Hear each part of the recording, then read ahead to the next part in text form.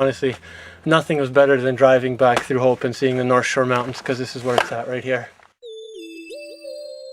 But like I say, this is one crazy stunt that I have built here.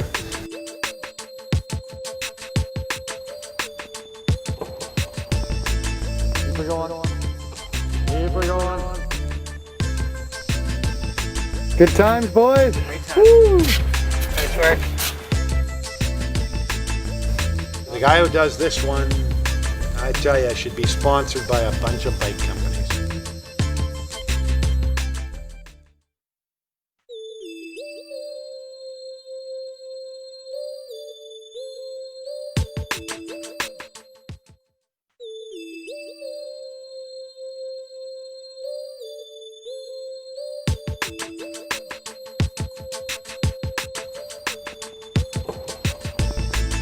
Keep it going. Keep it going.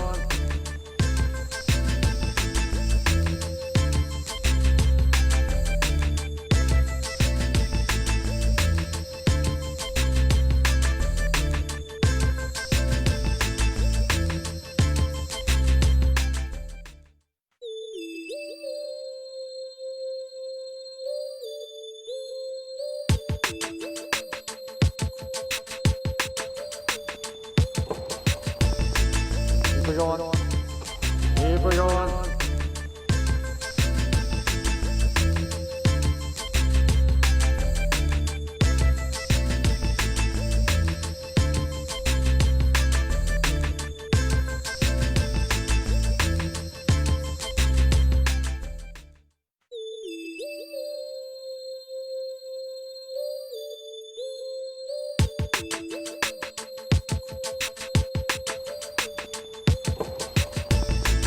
Keep it going.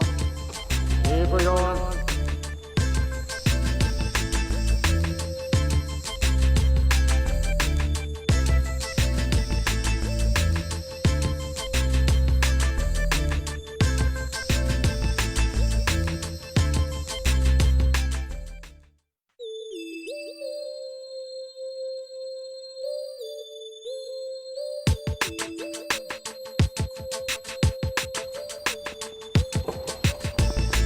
Keep it going. Keep it going. Keep it going.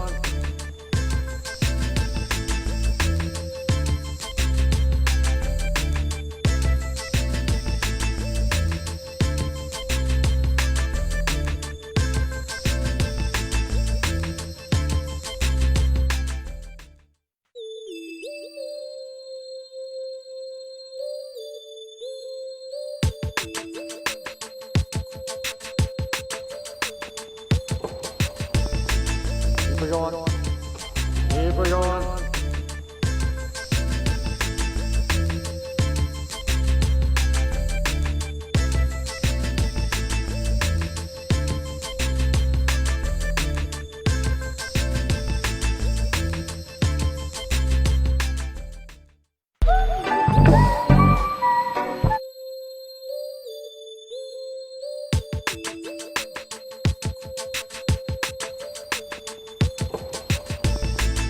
Keep it going.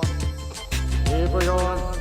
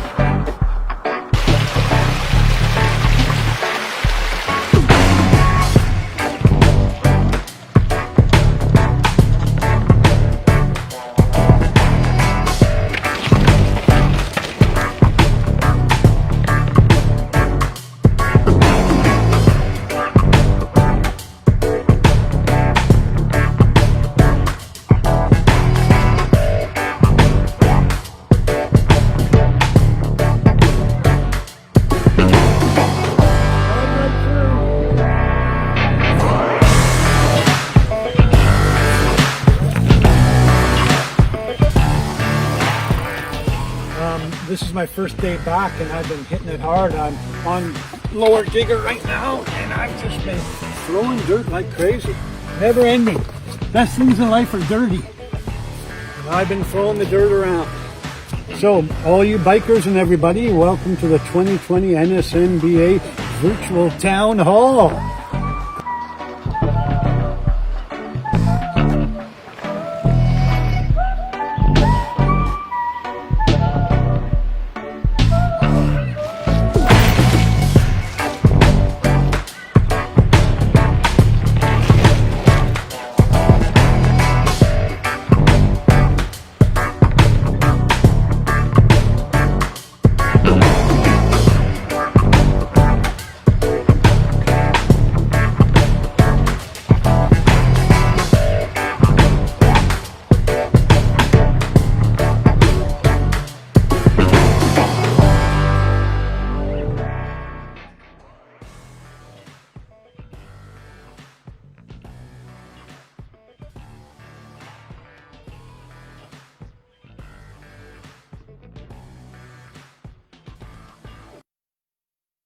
Hello and welcome to the first and hopefully the last virtual NSMBA Town Hall. I would hope by this time next year we're able to see all of your smiling faces in person.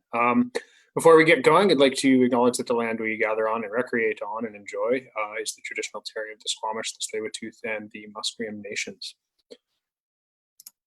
As you may or may not know, my name is Cooper Quinn. I'm the current president of the North Shore Mountain Bike Association. So some of this rodeo is mine at the end of the day, but a lot of it is not. So before we get kind of too far down the path here, I'd like to take a moment to acknowledge a bunch of the other smiling faces you'll see tonight and introduce them. So our board of directors, keep in mind that everyone on the executive and the board of directors for the North Shore Mountain Bike Association is a volunteer. So all those names you see at the top and a bunch of the other names you're going to see this evening are volunteers. They're out there putting their time and effort and energy into this thing and seeing zero compensation because of it. As I mentioned, I'm your president, Cooper Quinn. We've got our vice president, Buck Holliday, our treasurer, Laura Tacky, our secretary, Corey Brennan, our director of communications, Morgan Mallett, the director of events and races, Sarah Fix, director of membership, Ben Lovey, director of youth, Brent Hillier, and the director of advocacy, Isabel DeGeese, sponsorship, none other than Ken Copeland, and our two directors at large, first but not last, Ben Organ, and last but not least, Gavin Kennedy. And we moved that, so I forgot it was on this slide, but I'd also like to take a moment to thank our current administrative staff, which consists of Ryan Pugh. Ryan's the glue that keeps all of us directors running and keeps the cats herded and we couldn't do what we do without Ryan. And then the trail crew, who some of you are probably familiar with from out there on the trails, Todd Fiender and Joe Wojciechowski. That first guy some of you may know as Digger.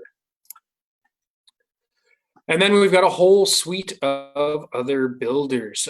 Some of you could probably recognize these names as well, but these are our top builders primarily.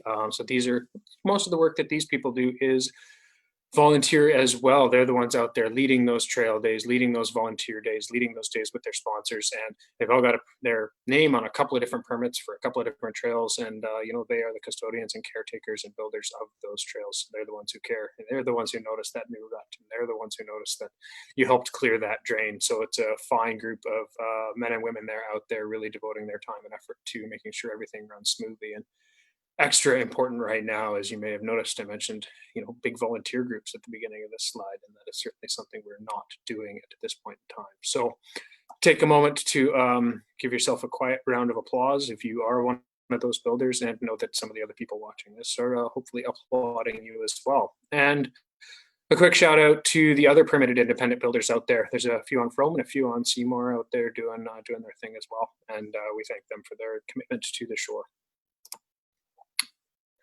So the elephant in the room, of course, with all of these conversations these days is COVID-19. And we'll go through some of the specific impacts that that's had on the NSMBA as we go through the presentation here and get into the Q&A. But ultimately, the impacts for us at the NSMBA are that we miss you, all of you, and we miss the events in the community because that's our real lifeblood here. And volunteerism and those volunteer hours are how we do what we do, and those are how we get you out into the community caring about the trails. And ultimately, we can't do a lot of that right now. There is a light at the end of the tunnel, perhaps, where we start to see some smaller days and stuff. But right now, it's still kind of just us out there. So what we'll do is discuss a few small things that all of you can do on all of your rides out there as you hopefully recreate responsibly. While we are moving into phase 2 of this here in BC, there's still not inconsequential risks and not unnecessary risks, and travel is still a concern. So reminder to be out there and be kind and be courteous to your fellow trail users, because they're probably just as stressed as you are about a lot of this stuff. And so, yeah, in the words of Dr. Henry, be kind out there. So Laura then will take you through some of the financials as they are right now. This will have changed since the AGM, certainly, because of the impacts of COVID-19, as we have seen. So with that, I'll hand it over to Laura Tacky. Awesome. Thanks so much, Cooper. And hello, everyone. Good to see you virtually. Thanks for joining us on a beautiful night. Hopefully you got your ride in beforehand. Let me just see if I can change this view so that I can actually see the slide here.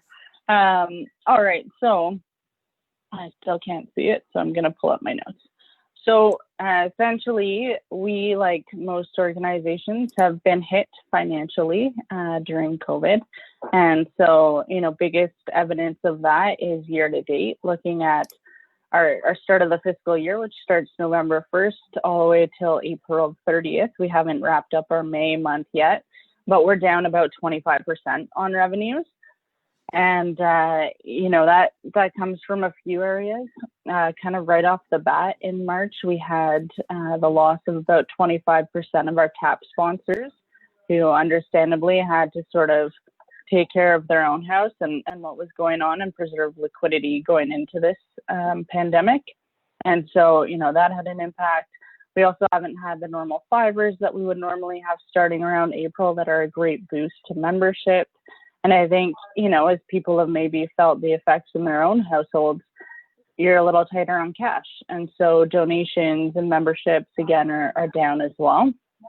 I'm forecasting that we'll be about 100,000 off of our budget, which we'd put together for the year.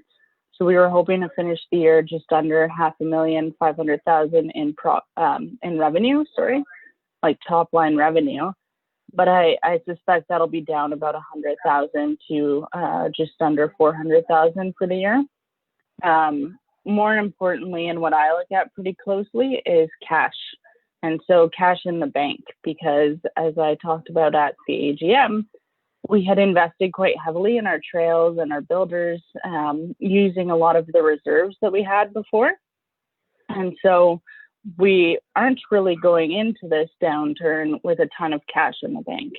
And so fortunately, we made some adjustments earlier in our fiscal year around December that, unfortunately meant losing some of our staff, but it's putting us in a position where we should have some cash in the bank to finish the year. Not a lot, you can see there about 8,000, and we're watching that closely. A big help has been the wage subsidy. So we didn't qualify for CEBA, the 40,000 from the government that a lot of organizations did, because we're a registered charity. So that was unfortunate, but again, a big plus that we did qualify for the wage subsidy, and that's now been extended. So we've been able to use that for our full-time staff, Digger, Joe, Ryan, and so that's going to make a pretty big difference.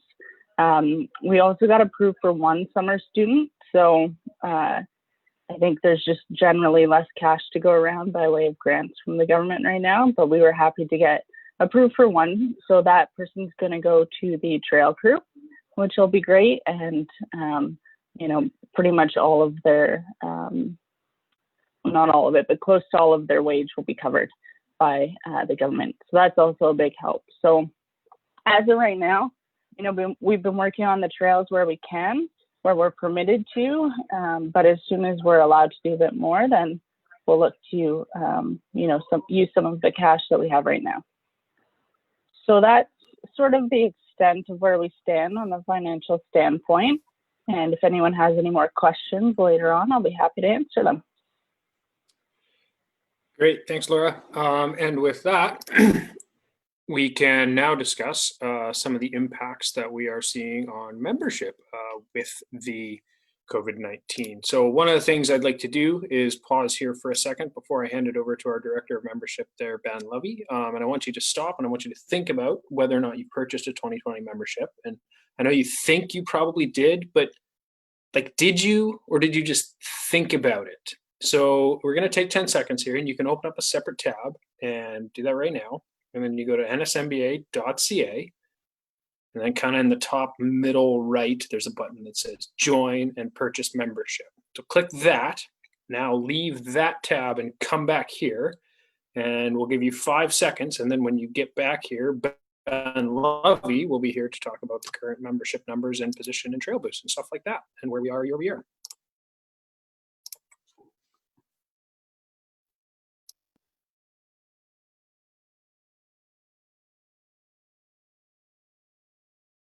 Thanks, Cooper. I think that's a great idea. Thank you, Cooper. Thank you, Laura. My name is Ben Lovey. I'm a director of memberships here. We've got some information on the screen here for you. So right now we're sitting at 1,850 members. Unfortunately, that's down on last year. So this time last year, we're over 2,000 members. We've also seen a drop in our Trail Boost numbers versus last year. So somewhat understandable. I think we've talked at length about, we all know COVID is around right now, and it is impacting a lot of organizations. Thankfully, those of us that have been on trails and riding responsibly, the trails have given us an opportunity to get out and play safe right now. So I think more than ever, I think we found our value in the trails and the membership. So it'd be nice to see us hit our 3,000 by the end of the year. That was our goal at the AM, to hit 3,000 members. So I just want to, this is really the ask side of the presentation today. So I really want you to, give your friends a call, send them a text. As Cooper says, double check that you actually have a membership. We're very close to last year's numbers, but we are behind. And you all know this already, but your membership dollars do go to the trail builders, the work that we do around advocacy, and of course running the association. So we are a non-for-profit, so all your money does go back onto the trails.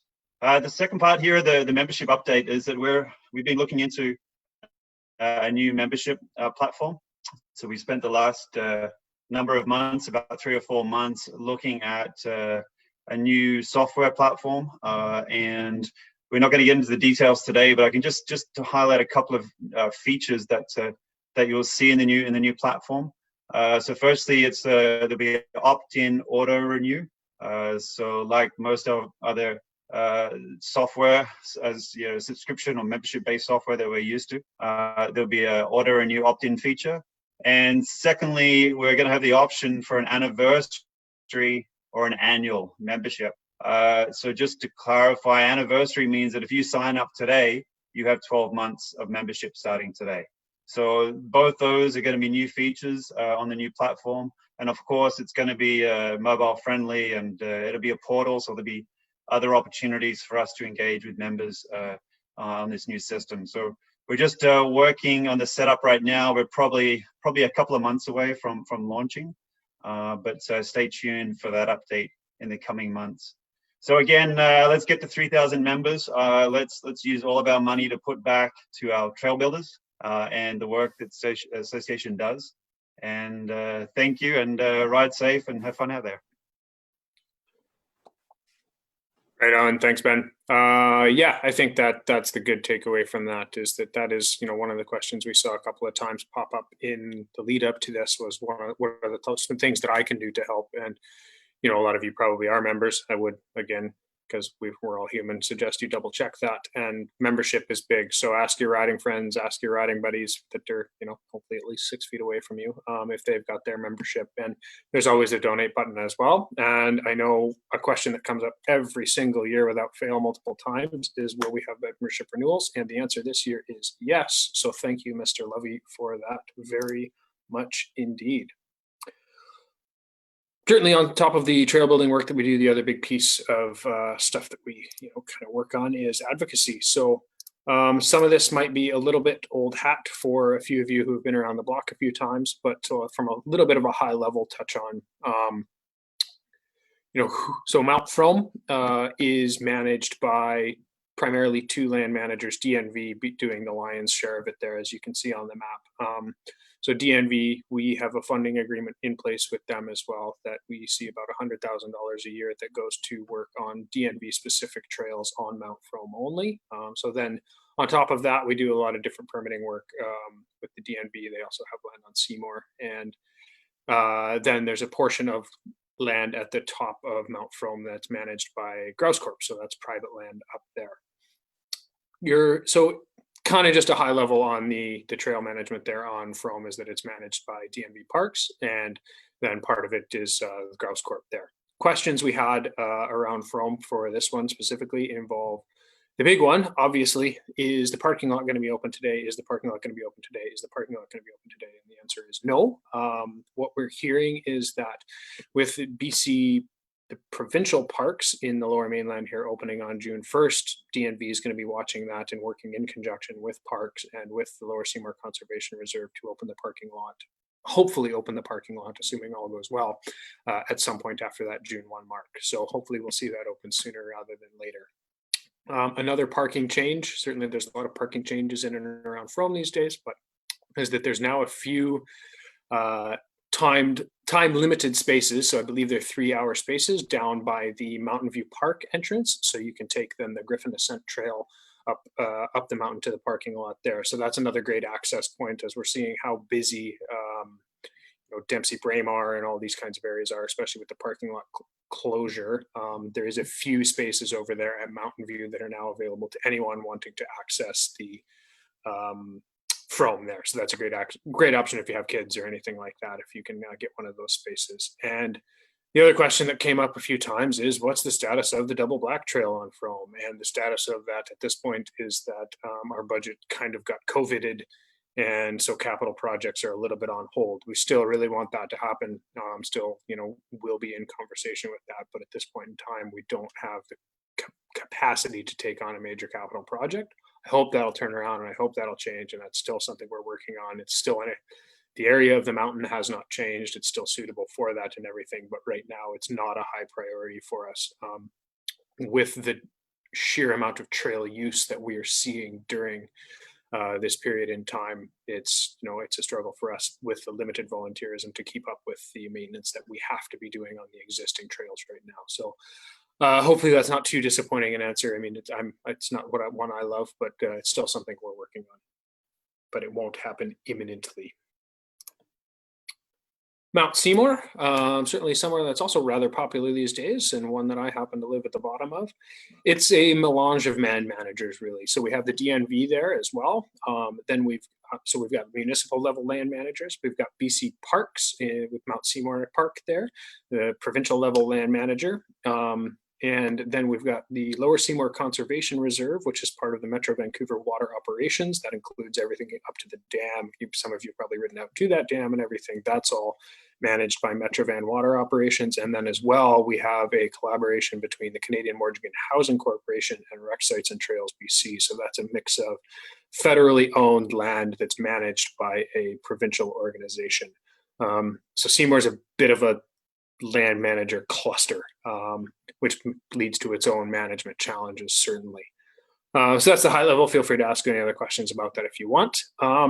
Common questions on Seymour these days include, as always, CBC. So as I mentioned, I believe at the AGM, CBC is managed by the Lower Seymour Conservation Reserve. They are looking at doing some work on that trail over the next couple of years. They have started some of that work with a couple of days of drainage work near the top of that trail. I think their budget's a bit impacted and affected as well. So we don't know exactly what that program is going to look like right now. And we're involved in the conversation. Our trail crew was up there recently, kind of looking at some of the options and reroutes and what we think would be best for that trail. So hopefully we'll see some progress on that over the next little while here. Like I said, they have actually spent some money on that trail in the last little while, which is the first time they've done that in a long time.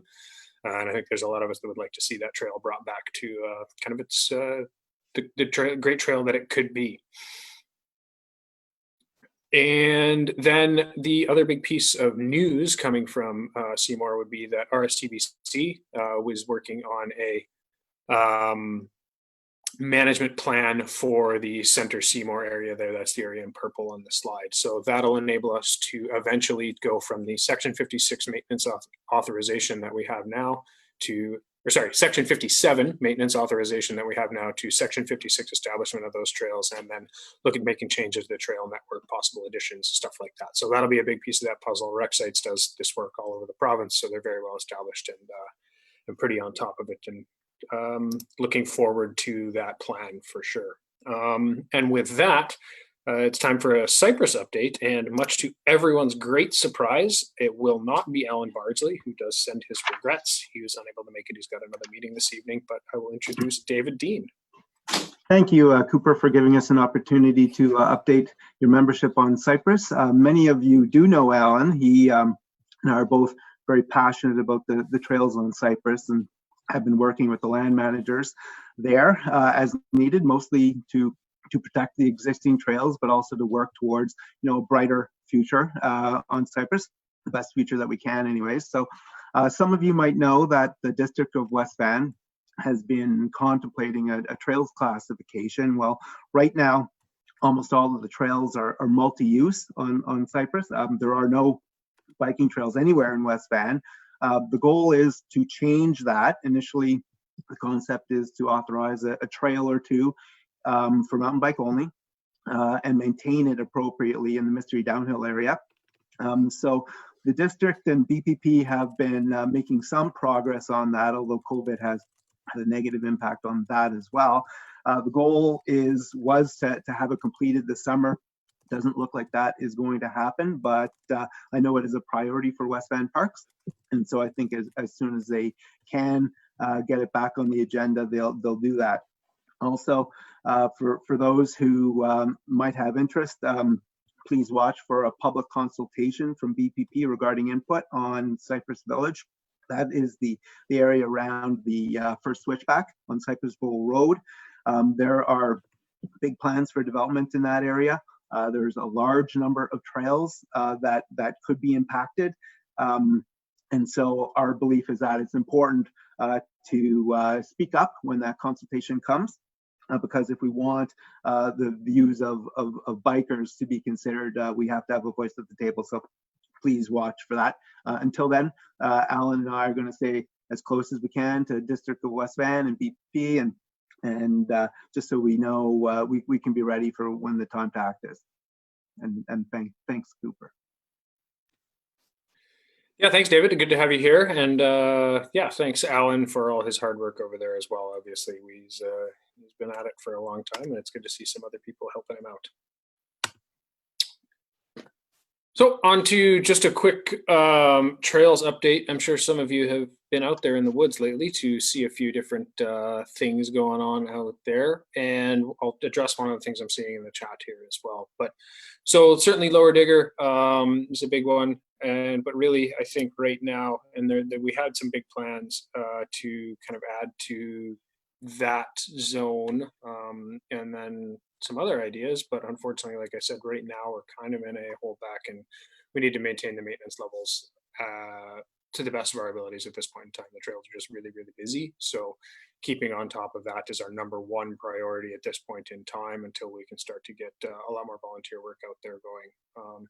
So the Double Black Trail, Stormer and Mr. Young has not been formally approved. The next step we really need to do is put some time and energy and horsepower into putting together full line for it and everything like that, doing all the walkthroughs and probably doing some environmental permitting and environmental assessment. Some of that work has been done. The foundation has been laid with the from Mountain Sustainable Use and Classification Plan, but there's a lot more work to do on that trail before we actually build it. We have kind of some basic plans and ideas, and certainly Digger and Joe and Pat have all worked on some line iterations and stuff like that, but lots of work to go on that. We'll hopefully get some of that work done this year, but I wouldn't expect any kind of construction or anything like that, because we do have to get a formal approval for that project first. It's not going to be a surprise to DNV. It's come up in several, throughout the past couple of years, numerous times, but we've got to put some legwork in behind the scenes.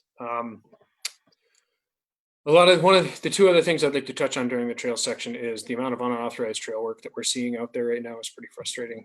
There's a lot of people that really do mean well, by and large, and they're going out and they're trying to work on trails that unfortunately we have permits for and builders have a plan for, and they then get to go spend their time, either upgrading work or removing work, as we saw on Lower Digger recently, where some puddles were effectively filled with organic, and that unfortunately just burns time and hours that we don't have right now. So we love that you're all out there trying to do work, but please talk to the builder, or there's a few things that you can do that are always helpful, and that's things like pulling invasive species, that's clearing drains, that's blocking braids, that's these kinds of small things, and just trying to stay on the trail and keep the trails in as good a condition as we can. But unless you have talked to the builder specifically and are really doing those small safety related works, please keep that enthusiasm for later, and hopefully we'll see a little bit less authorized building, a little bit less braiding and things like that out there. So yeah, hopefully that answers some of the questions around the double black and that. And with that, I will hand it over to Mr. Brent Hillier to discuss the Trail Academy and some of the youth programs. Yeah, thanks, Cooper. So the Trail Academy was put on hold this year. It's a great program, and I think we're really happy with everything that it does and the outcomes. It's the reason why I became a trail builder. We want to try to make it better, and obviously with COVID-19, it would have been affected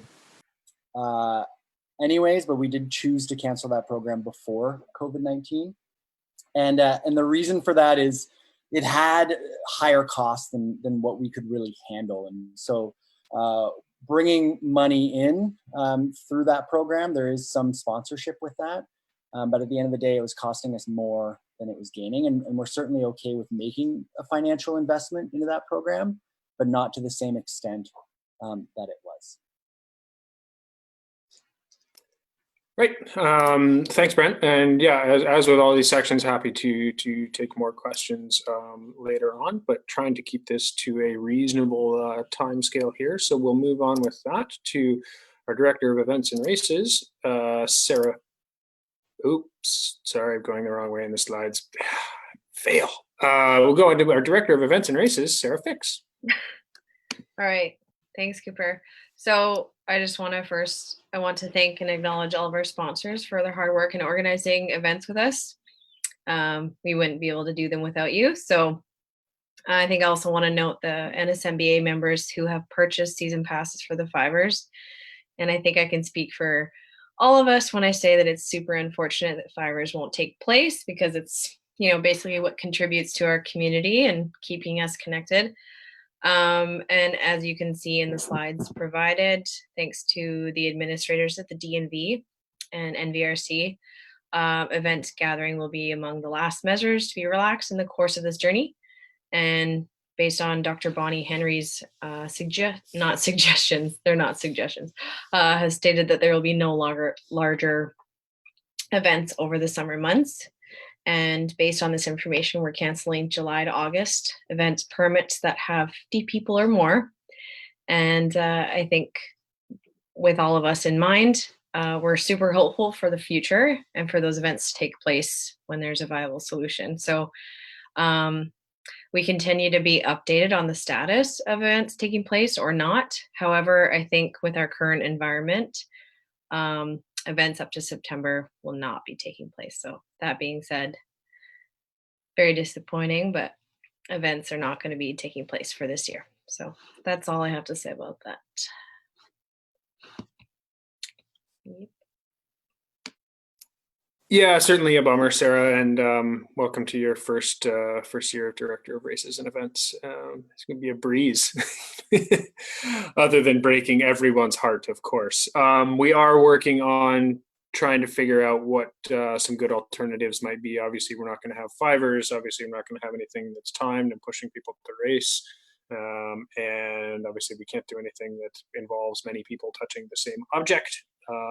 Be it scavenger hunt or something like that. So trying to think of some creative solutions to get everyone out there and get a little bit of distanced community spirit out there. So keep an eye out for that. But yeah, tough on everyone, but certainly fivers have not been the only, they're kind of the small potatoes in the grand scheme of things. So with that, I'll hand it over to Corey and Morgan here to discuss some of the merchandise and marketing and things like that. Team. Yeah, that's good. Hi, everyone. Yeah, marketing. Some basic news. We've got some new Pride merch coming out. If you go to www.nsmba.ca/shop, you'll find those and a whole bunch of other really cool designs. Corey's also designed for some of the trail features. That's a really great way to support us. And by doing drop shipping, we switched to drop shipping this year. And if anyone's not familiar with drop shipping, it just means an outside provider is printing it and then also shipping it directly. So we're not having to spend our volunteer time packaging things up and sending it out individually to people. That's saved us a lot of indirect costs. We're not having to pay for postage. Packaging either, which is great. One of the delays though that's happening right now is COVID. So any orders that have been placed have been a little bit longer than usual. If you have any questions, feel free to email any of us at the NSMBA if you're waiting for your merch. And we'll also probably during the year be doing a few like pre-orders for shirts as we figure out some other ways to get stuff out to you in person. But for now, we're going to use our drop shipping. But and then we're also going to be working on some trail posters, just promoting NSMBA on the trails, encouraging donations, encouraging memberships, that kind of thing. Hopefully you guys will see those around in the next couple of weeks. And the big news is there's more trail bud tags coming. So if they sold out really fast and they're really popular. So if you have a pooch that's on the trails, or a cat, look out for those because we'll be having some new colors, limited editions. So yeah, that kind of wraps up our side of things, and we'll hand it back over to Cooper. Awesome, thanks team. And yeah, it's been a bit of a switch over to the drop shipping stuff, but it's gone pretty well. And the dog tags have certainly been a sleeper hit. They sold out very, very quickly. I know one of the things that everybody likes to see at the town hall is the results from the annual survey. It's not quite complete this year, despite having more responses already than we ever have in the past. So with that, I'll hand it over to Isabel, and she can just give me a little clue whenever she wants me to switch slides.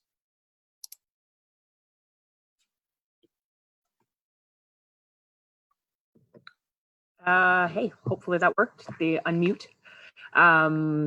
Great. Okay, so yeah, the survey, as Cooper said, we've gotten just over 500 results so far. Most folks coming from the DNV and Vancouver itself. Would be great to get those numbers up from other areas. So share with your friends, please, in other zones who come down to ride the North Shore.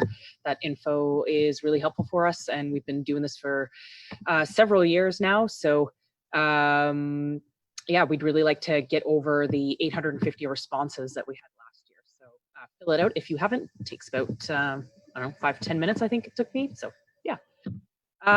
Some of the information we're seeing so far in the 500 ones we've responded so far, it looks like obviously folks use the trails quite a bit. Most responses are coming in 3 to 5 times a week. Looking like some folks are almost daily, which is amazing. Very lucky for those folks, of course.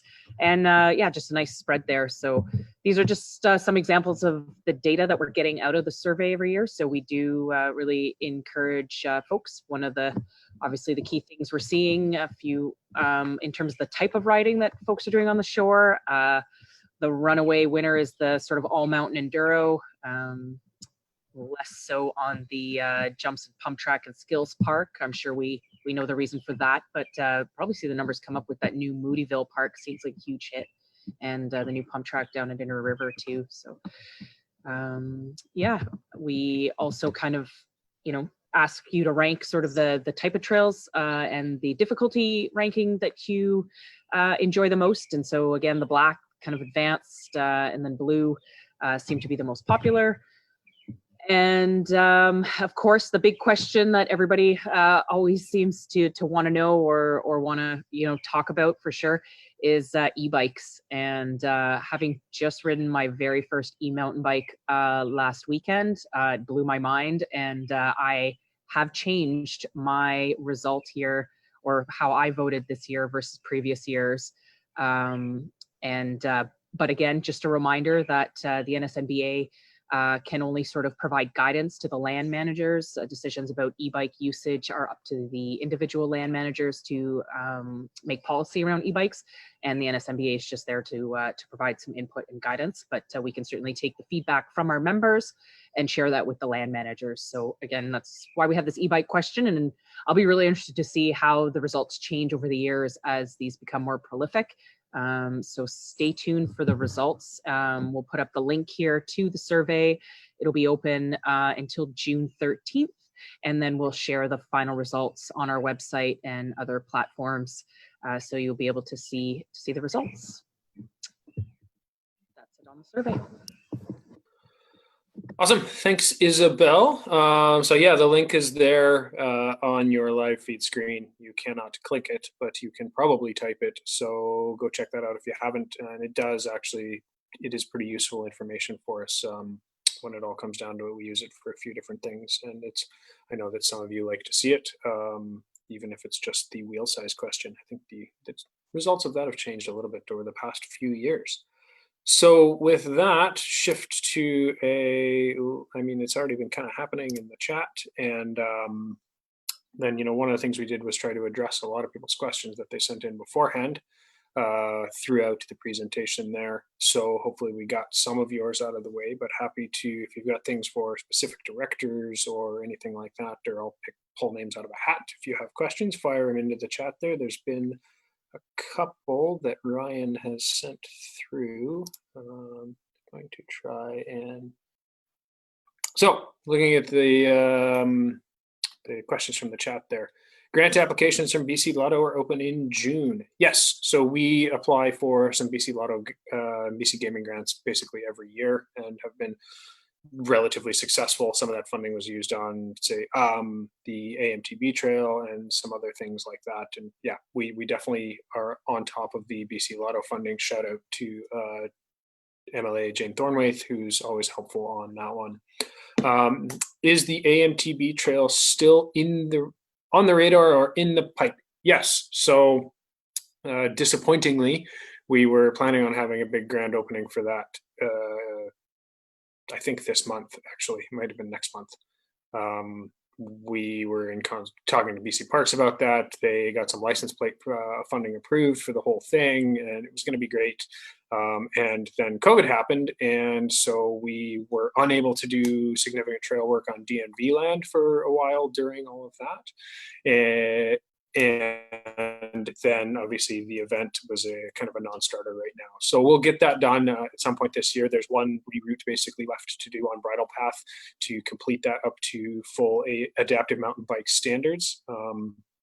And then hopefully we'll have a celebration at some point, but the plan was for that to be done and rolled out here shortly. But unfortunately, the whole global pandemic thing kind of took its toll on that one.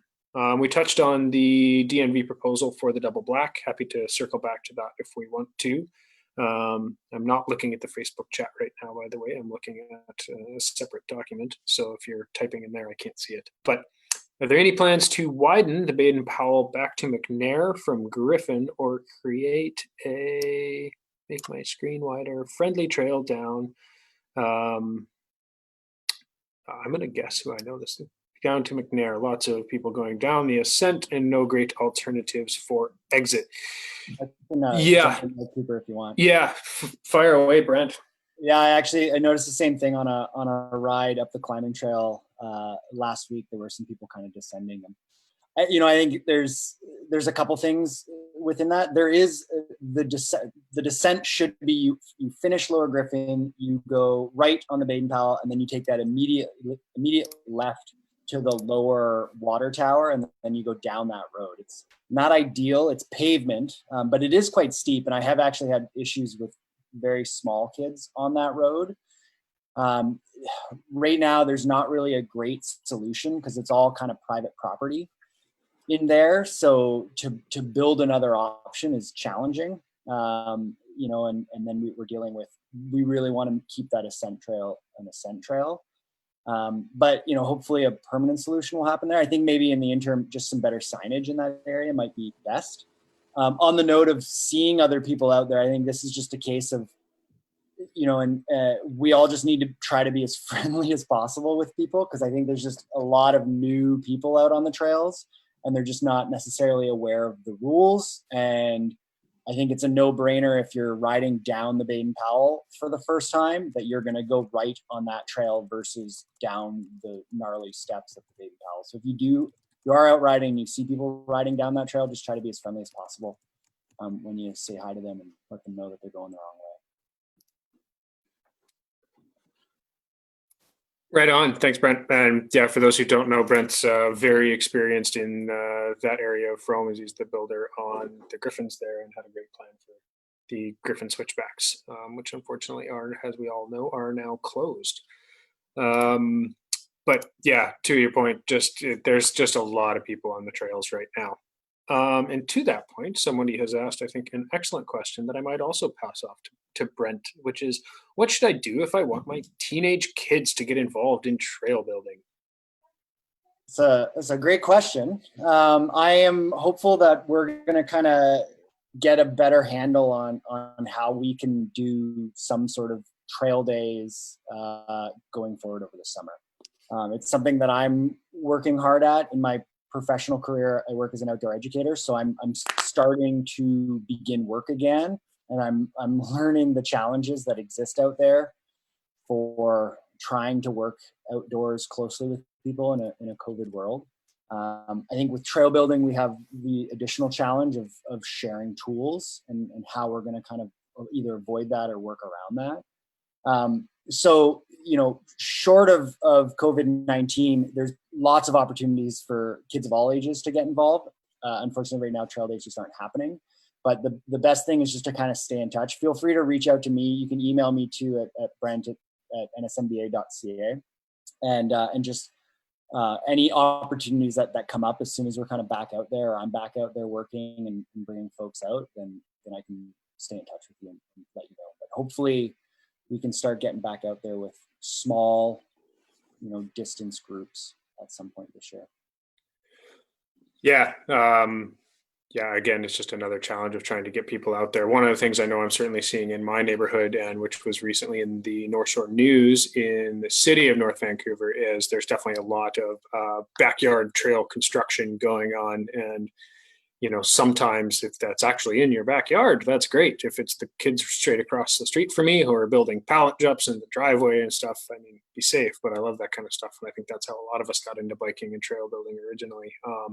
But what I'm also seeing is a fair amount of new trail construction, to use the term very loosely, in the actual woods that is clearly done by kids, and that can be pretty detrimental to the environment and, generally speaking, land manager relationships and a lot of stuff like that. So you're on the right path, and trying to channel that into the good trail building, as I don't know what else to call it, is awesome. And yeah, I think encouraging them to just do those little small tasks out on their rides too. Go out for a hike and with a pair of pruning shears and, you know, clear some brush out and pull some holly and go clear some drains and go do some raking and stuff like that. Those are all great things that they can do out there right now without harming the trails and without harming the environment, and hopefully without digging holes in the creek right behind the house.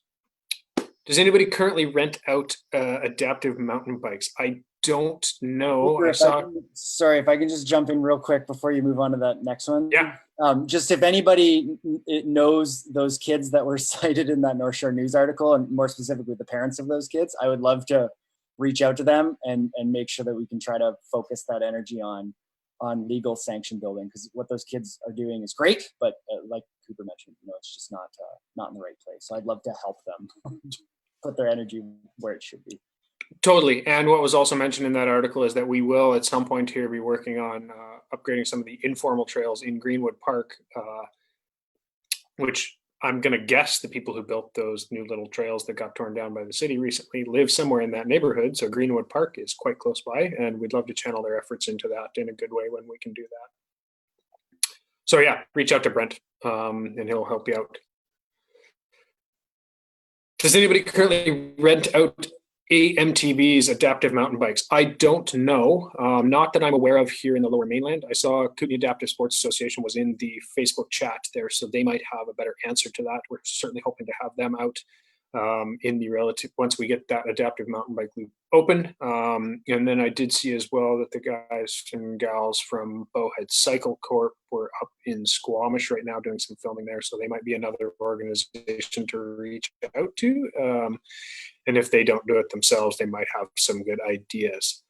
Am I growing walrus tusks? No, is the answer to that question. Absolutely not. I believe walrus tusks are actually teeth, whereas antlers are actually made out of hair. So fun fact, that's why ungulates and the like lose their antlers, and that's the difference between antlers and horns, is horns are bone, antlers are hair. So this would be my COVID boredom showing, and much to the great annoyance of my spouse, I trimmed in some facial hair that I can't wear to a normal office setting, but I can certainly wear to my home office. With that, I'll flip over to the Facebook chat, or if any directors have anything that they'd like to say, put a hand up now and I can see you, and I can have Sheldon pass it over to you if you've got anything to add. And otherwise, we'll kind of wrap it up here. That's been reasonably long, but what I will do as well is, in the town hall tradition, open a beverage. And then, yeah, if any directors have any questions or comments, throw a hand up and I'll pass it over. And otherwise, I'll check the chat and we'll see if anybody has any lasting comments or questions or anything like that at the end here. And then we can call it an evening.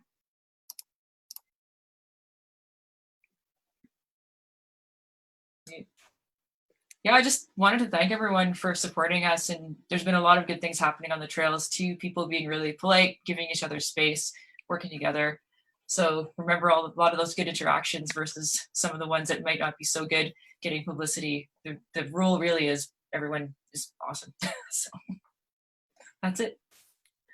Totally. I think I'd close it out by saying that, one of the things I think we've really seen during the, I don't want to call it lockdown part of this, but because we never were here in BC, and there are places that got a lot harder hit than we were, but we've really seen the value in trails. And I think governments have seen that. I think politicians have seen that. And yeah, it's been tough for us to try and keep up with just the sheer amount of trail use that we're seeing. And whether you're parking near a trailhead, you need to be mindful of the people who live near that trailhead. And if you live near a trailhead, be mindful and hopefully courteous to the people who may not be so lucky and who have to go there. And trying my best certainly to not judge anybody that I see out there doing anything these days. And if you want to wear a mask while you drive along by yourself in your car, absolutely, I support that. If you feel like you can be out in a group with a few of your friends doing whatever you're out there doing, that's on you. And our provincial government right now trusts us to make those decisions and use our best judgment. And so I try to trust you.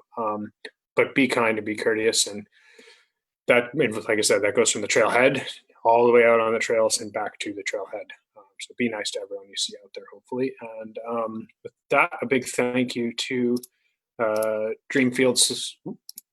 Sorry, I'm way behind on the slides there. A big thanks to Andy Buxton and Sheldon Barr, who were really kind of the driving force and the impetus to make a lot of this happen with Corey and Morgan. It was kind of one of those things we thought about doing. And then they're the guys and gals who really stepped up and said, look, let's make this happen. We want to see this.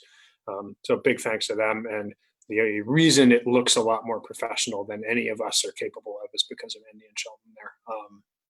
And this is way beyond our technical capabilities. So those guys knocked it out of the park here and made it all happen. And then big thanks to the rest of our sponsors. Hopefully some of you signed on early enough to kind of see the rotating loop of them. We know COVID's been hard on all of them as well, and trying to work with them as best we can to make sure that everything works well.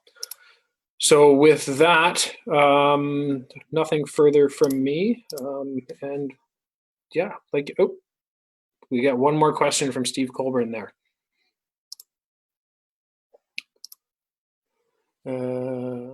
Except everybody's commenting, so it keeps moving. Yeah, they're planning on being between Ladies and Mountain Highway. A lot of great work has been done in sections in the past couple of years, but still challenge for beginners to do espresso and want to return to their own lot.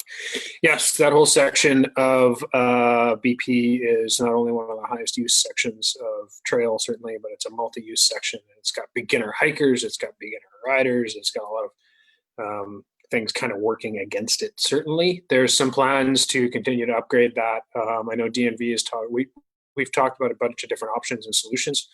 So far, nothing's been approved, but that's a priority segment of trail there. Absolutely, there's Steve and Rick. Maybe it's time to ditch the Alberta plates. You're back home, buddy. So with that, I think we'll close it out here. And thanks, everybody. This will be available live if your friends and family missed it. And cheers. We miss you all. Say hi on the trails. Be nice to everyone. And we'll talk to you later on.